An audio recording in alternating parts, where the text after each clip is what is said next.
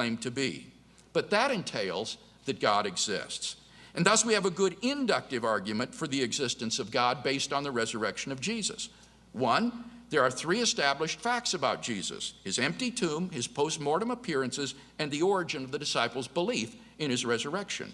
Two, the hypothesis God raised Jesus from the dead is the best explanation of these facts. Three, the hypothesis God raised Jesus from the dead entails that the God revealed by Jesus exists. And four, therefore, the God revealed by Jesus exists. Finally, number five, you can experience God personally. You can know God exists simply by immediately experiencing him. This was the way that people in the Bible knew God. As Professor John Hick explains, God was known to them as a dynamic will, interacting with their own wills, a sheer given reality, as inescapably to be reckoned with as destructive storm and life-giving sunshine.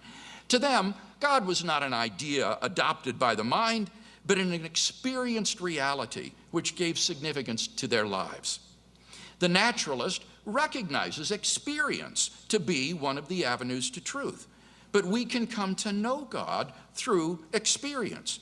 We mustn't so concentrate on the arguments that we fail to hear the inner voice of God speaking to our hearts. For those who listen, God becomes an immediate reality in their lives. In conclusion, then, we've seen 5 reasons to think that God exists.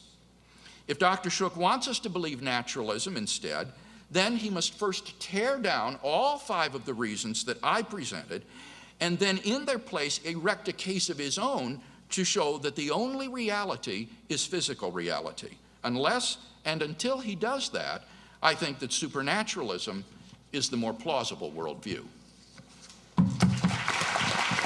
Thank you, Dr. Craig. I would now like to invite Dr. John Shook up for a 20-minute opening remark.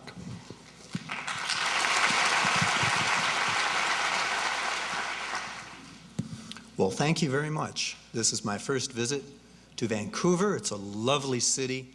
My hosts have been wonderful. Let me extend my thanks to the organizers of this debate and for my hosts for taking such good care of me. I've enjoyed many terrific conversations with them while here. Let me also extend my thanks to Dr. Craig for agreeing to participate in this important debate. Let me also mention that my organization, the Center for Inquiry, has a representative here who is operating a booth outside where there's information available about a UBC and also a Simon Fraser Freethinkers group that is being organized, and there's information outside. It's only natural for a religious person to be curious about atheism.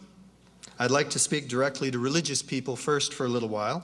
If you happen to believe in the existence of a God, then there is a difference between you and I. But this is really a small difference.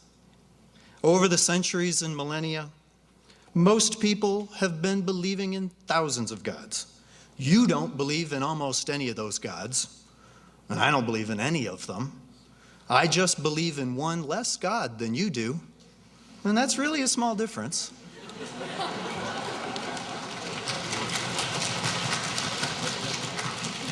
When a theist and an atheist come together to discuss the reasons for and against religious beliefs, they demonstrate their shared commitment to human intelligence. People who are committed to reason are proud to publicly share their humble efforts to understand reality and humanity's place in the world. This university, like every institution of higher learning, represents civilization's faith in the power of the human mind.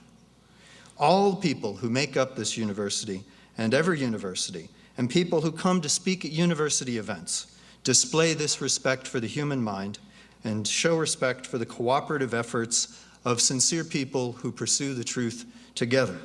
This debate exemplifies this respect that the mind deserves. We are proud of this institution, and we are proud of you for being here to participate in this life of the mind. All right. An atheist. Who is an atheist? Dr. Craig gave us portions of his definition of what a theist is. He may have more to say on that score. I'm going to try to explain what an atheist is. An atheist is simply a person who demands good reasons for all beliefs and doesn't find the reasons given for any religion to be convincing. An atheist is therefore someone who lives without belief in a God. Atheists are happy to take responsibility for their lives. They wish they lived in a world where more people took that same responsibility. Atheists imagine a world to come in which people respectfully debate the reasons for and against belief in all these gods that are available.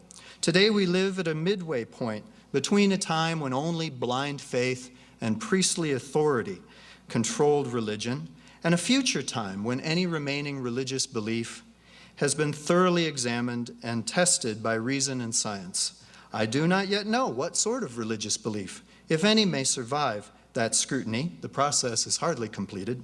This atheist keeps watch on the process and remains unconvinced by any religions offered so far. What does the atheist believe in, if not religion? The atheist is unable to accept supernaturalism, and therefore the atheist is a naturalist. Naturalism, as Dr. Craig mentioned, can be briefly defined as the belief that the only reality is the physical universe of energy and matter as gradually discovered by our intelligence using the tools of experience, reason, and science working together.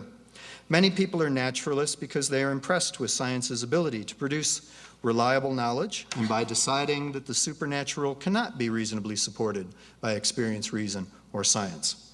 On the other hand, many supernaturalists remain comfortable with the supernatural because they've decided that naturalism, using experience, reason, and science, cannot prove supernaturalism false.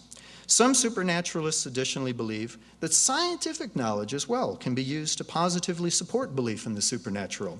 Theological defenses of supernaturalism sometimes appeal to reliable human knowledge about the natural world, and they try to formulate hypotheses about the supernatural that are harmoniously consistent with science's best theorizing about the natural world.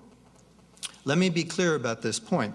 In order to be a supernaturalist, it is hardly necessary to reject the existence of the natural world or to reject science's knowledge of it.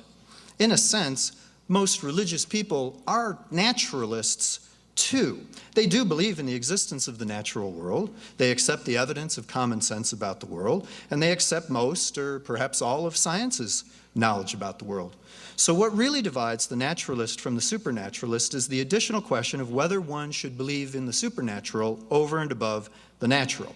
To proceed from the natural world to the supernatural world, metaphorical bridges of theological reasoning, such as we've heard some already from Dr. Craig, must be constructed and successfully crossed. The supernaturalist has the obligation to provide strong bridges. The naturalist, in response, argues that all of these bridges fail to be reasonably strong enough. The varieties of supernatural bridges fall into various categories. We've heard some tonight.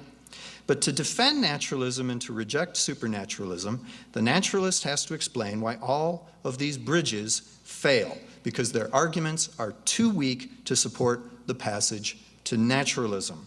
Often the supernaturalist will construct many bridges, attempting to build up a good case for supernaturalism with numerous arguments.